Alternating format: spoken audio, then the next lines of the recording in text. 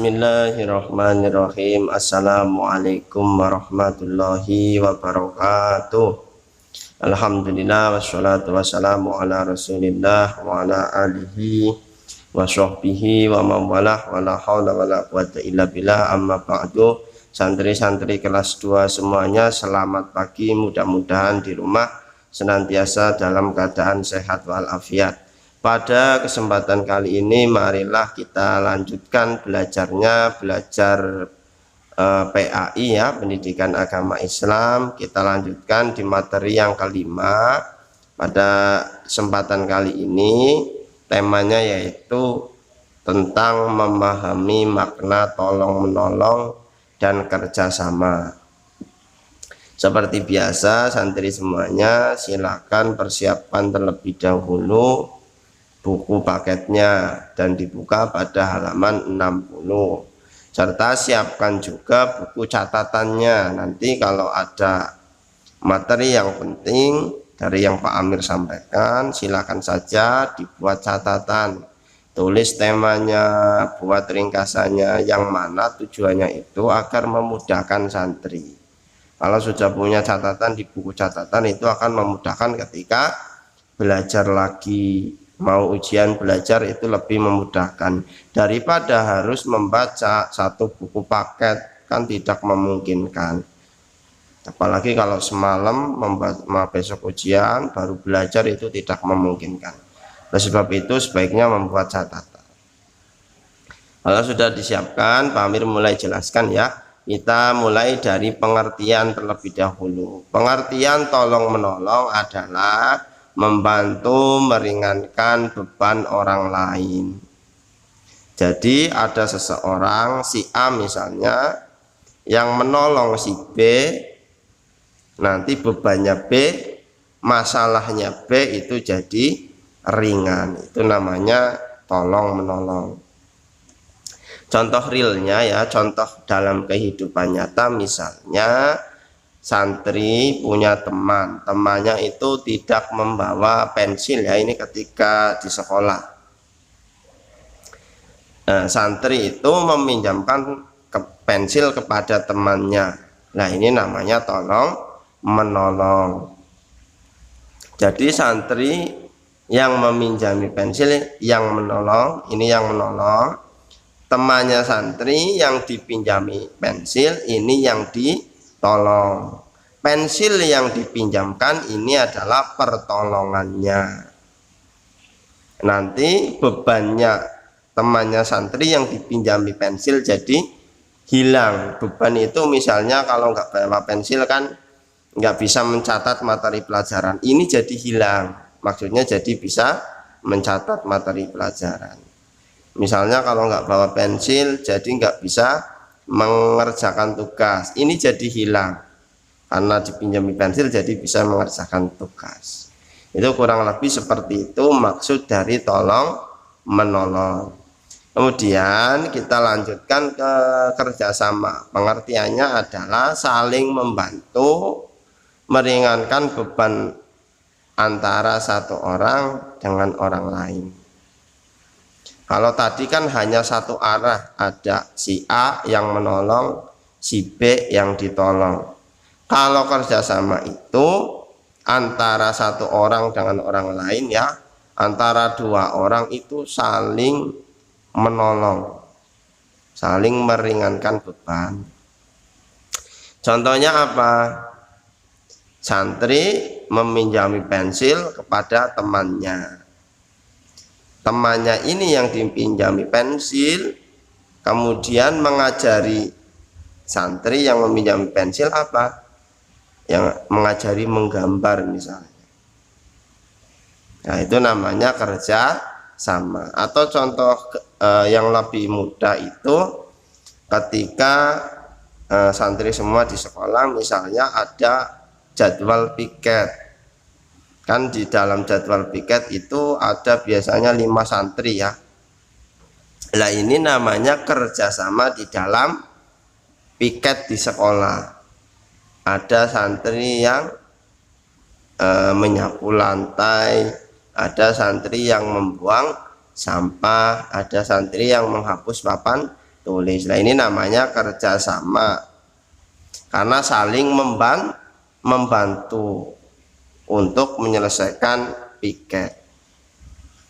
Contohnya lagi misalnya di dalam permainan sepak bola, ada yang menjadi penjaga gawang, ada yang menjadi back, ada yang menjadi penyerang, ada yang menjadi sayap kanan, sayap kiri. Semuanya itu saling bekerja sama, saling membantu meringankan bebannya. Jadi agak sedikit berbeda dengan tolong menolong ya. Kalau tolong menolong itu hanya satu arah, ada yang menolong, ada yang ditolong. Kalau kerjasama itu dua arah, masing-masing itu saling memberikan bantuan. Mudah-mudahan dapat dipahami oleh santri semuanya ya, karena ya lumayan mudah. Contohnya juga Pak Amir sudah jelaskan. Sikap tolong menolong dan kerjasama merupakan sikap terpuji. Sikap terpuji disebut juga dengan akhlak mahmudah. Lawannya sikap terpuji adalah sikap tercela atau disebut dengan akhlak madmumah. Ingat-ingat ya, akhlak yang terpuji namanya akhlak mahmudah, akhlak yang tercela namanya akhlak madmumah. Istilah itu biasanya sering keluar di ujian, jadi diingat-ingat oleh santri. Kemudian dalil yang memerintahkan agar kita itu saling tolong menolong dan kerjasama, yaitu firman Allah pada Quran surat ya, GS itu Quran surat, bisa dilihat di layar HP-nya masing-masing. GS itu Quran surat, Al-Maidah itu nama suratnya, garis miring 5 artinya surat Al-Maidah itu urutan kelima di dalam Al-Quran, surat yang ke-5. Titik 2 kemudian angka 2 ini nomor ayatnya. Jadi tolong menolong dan kerjasama itu diperintahkan oleh Allah Subhanahu wa Ta'ala pada surat Al-Maidah ayat 2. Itu santri semuanya bisa dilihat di buku paket halaman 62. Pamir di sini nggak tuliskan biar nggak panjang ya. Pamir jelaskan ya. Bunyinya seperti ini. A'udzu billahi minasyaitonir rajim. Bismillahirrahmanirrahim. Wa ta'awanu, dan tolong menolonglah kalian alal birri, di dalam kebaikan, wattaqwa, dan ketakwaan, wala ta'awanu, dan jangan tolong menolonglah kamu atau kalian alal ismi, di dalam perbuatan dosa, wal udwan, dan permusuhan. Kita diperintahkan oleh Allah agar ketika tolong menolong atau ketika menolong, ketika kerjasama itu hanya boleh di dalam hal-hal yang berupa kebaikan. Misalnya menolong teman yang tidak memahami pelajaran kemudian dijelaskan. Misalnya menolong teman yang jatuh dari sepeda. Misalnya menolong teman yang dalam hal ibadah, meminjami teman yang tidak bawa mukena, meminjami teman yang tidak bawa sarung misalnya.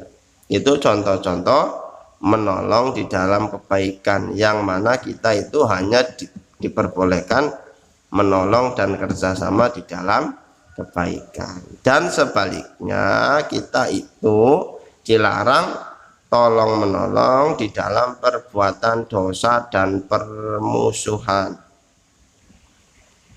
Jadi santri itu tidak boleh menolong temannya orang lain di dalam perbuatan dosa, misalnya menolong teman untuk menyakiti teman yang lain, enggak boleh. Menolong teman untuk mencuri mangga milik tetangga, itu juga enggak boleh. Contohnya lagi, di dalam permusuhan membantu teman yang sedang berkelahi misalnya, itu juga nggak boleh, justru harus melerai, memisahkan ketika ada teman yang berkelahi. Ingat-ingat ya, kita hanya boleh tolong menolong di dalam kebaikan, tidak boleh di dalam perbuatan dosa, ketidakbaikan. Itu dalilnya tolong menolong dan kerjasama, yaitu surat Al-Maidah ayat 2. Kita lanjut ya santri semuanya. Ini slide yang terakhir, yang pamir buat pada kesempatan kali ini. Manfaat tolong menolong dan kerjasama, pertama adalah meringankan beban orang lain. Tentunya karena saling tolong menolong, beban yang berat itu menjadi ringan. Kan ada peribahasa, berat sama dipikul, ringan sama dijinjing. Itu maksudnya adalah tolong menolong. Kalau kita menghadapi masalah yang berat bersama-sama, ya kita selesaikan bersama-sama agar menjadi lebih ringan. Dan di dalam agama Islam itu juga ada nasihat bahwasanya sebaik-baik orang adalah orang yang paling bermanfaat buat orang lain. Jadi santri semuanya itu yang paling baik itu bukan yang prestasinya paling bagus, peringkat 1 misalnya, bukan, paling pintar di kelas, bukan, tapi yang paling baik adalah yang paling bermanfaat buat orang lain. Salah satunya dengan menolong atau kerja sama. Ingat-ingat ya, santri harus jadi orang yang bermanfaat buat orang lain. Kalau besok jadi orang pintar, harus mengajari orang lain. Kalau jadi orang kaya, harus menolong orang yang kurang mampu. Seperti itu. Kemudian yang selanjutnya, kedua, menunjukkan kebersamaan atau kerukunan dan mempererat tali persaudaraan. Karena adanya tolong menolong, kerjasama, maka itu menunjukkan suatu kebersamaan, suatu kerukunan. Karena kalau orang tidak rukun, mana mungkin mau kerja sama, mana mungkin mau tolong menolong. Kadang saling sapa saja tidak, saling bertanya saja tidak, kalau orang yang sedang bermusuhan. Kalau tolong menolong dan kerjasama menunjukkan orang-orang yang sedang tolong menolong dan kerjasama rukun dan dapat mempererat tali persaudaraan. Artinya jadi hubungannya itu semakin baik, semakin pertemanannya semakin baik, seperti itu. Yang selanjutnya yaitu memperbanyak teman atau saudara. Ya, karena kalau kita suka menolong orang, suka kerjasama, artinya kita akan semakin banyak temannya, teman-teman baru, nanti bisa menjadi saudara-saudara baru. Itu seperti itu ya. Yang keempat selanjutnya yaitu mendapat pahala. Ya, tentunya bahwa setiap kebaikan sekecil apapun akan dicatat oleh malaikat pencatat amal baik, yaitu malaikat raqib, dan nantinya akan diberi pahala oleh Allah Subhanahu wa ta'ala. Dan yang terakhir, akan ditolong oleh Allah Subhanahu wa ta'ala dan orang lainnya. Barang siapa menolong orang lain, itu tentunya suatu saat akan ditolong oleh Allah Subhanahu wa ta'ala dan ditolong oleh orang lain ya. Orang yang suka menolong tentunya kalau suatu saat butuh pertolongan akan ditolong oleh orang lain, misalnya orang yang pernah ditolong. Itu seperti itu ya santri semuanya. Kalau ditolong oleh Allah misalnya ya diberi kemudahan dalam hidupnya, setiap ketemu masalah hidup kemudian tidak lama langsung selesai, langsung ketemu solusi. Ya, itu namanya pertolongan dari Allah Subhanahu wa ta'ala. Mungkin pada kesempatan kali ini pamir cukupkan ya santri-santri kelas 2A, kelas 2B semuanya. Silakan simak baik-baik videonya, buat catatannya, baca buku paketnya. Sisanya kita lanjutkan minggu depan. Tidak ada tugas pada kesempatan kali ini ya. Tugasnya cukup belajar saja yang baik, buat catatan, buat contoh, dibaca berulang-ulang biar nanti ingat. Itu seperti itu. Pak Amir akhiri, kurang lebihnya mohon maaf. Terima kasih atas segala perhatiannya. Assalamualaikum warahmatullahi wabarakatuh.